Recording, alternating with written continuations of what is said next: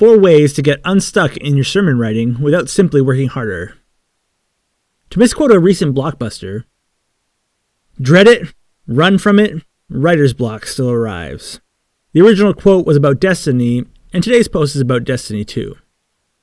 Destiny in this sense is about the inevitable. Every preacher goes through periods where they feel like they're running on empty. You rack your brain trying to get some kind of breakthrough.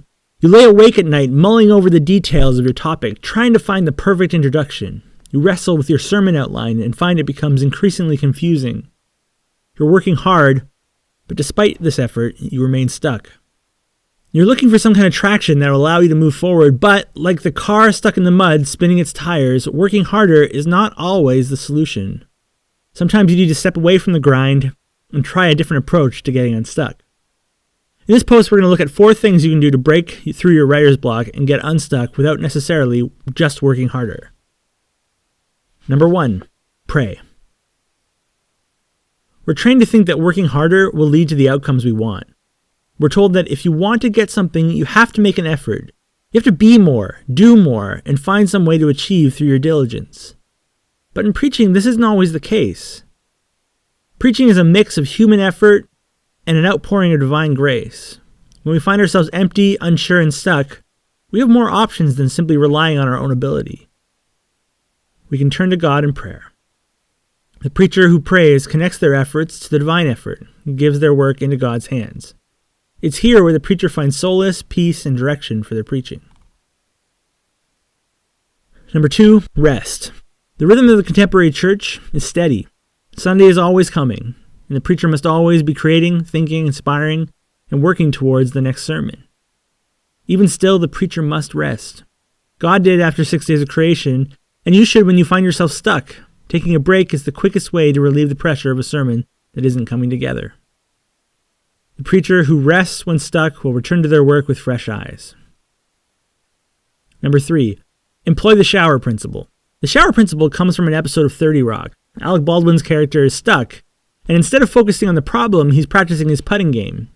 He explains the shower principle refers to moments of inspiration that occur when the brain is distracted from the problem at hand. For example, when you're showering.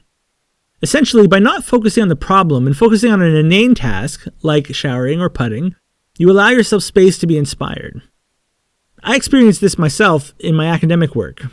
Early in the writing process, I was confused and struggling to articulate the connection between one author's work and what I was trying to argue.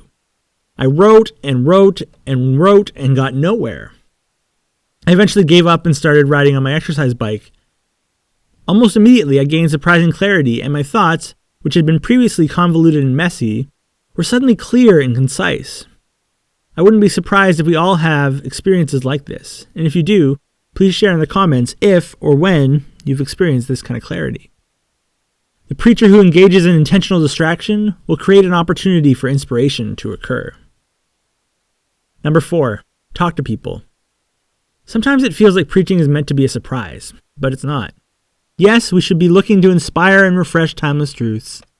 That doesn't mean that the preacher has to function in a vacuum. In fact, some of my best sermons have become such because I talked about my ideas with another person. One of 2 things is bound to happen. First, as you try to explain your sermon, you'll find yourself naturally overcoming some of the barriers you couldn't overcome as you worked in private. Second, you will find that your friends, family, and congregants have something to say about your topic that will spur your sermon onto greatness. The preacher who's stuck should talk to people about their sermon. Share your ideas, try to explain your thoughts, and listen to what people say. And there you have it, 4 ways to get unstuck in your sermon writing without simply working harder. Pray, rest, employ the shower principle, and talk to other people. Hey, I just launched a new service dedicated to helping you work through your upcoming sermon. The Midweek Consult is the support you need to get through your most challenging sermon prep. It's an hour-long call to talk about your sermon and to work together to break through writer's block, to find stories and images, or to work on your sermon outline. Whatever you need, we can work through it together. Check it out on my website. Thank you for listening to this video. I hope you found it useful and you learned something. The Preaching Consultant helps you become a better preacher. It exists to develop your preaching skills through one-on-one consultation. If you're interested, you can find out more at www.thepreachingconsultant.com. Thank you for your time. Have a great day.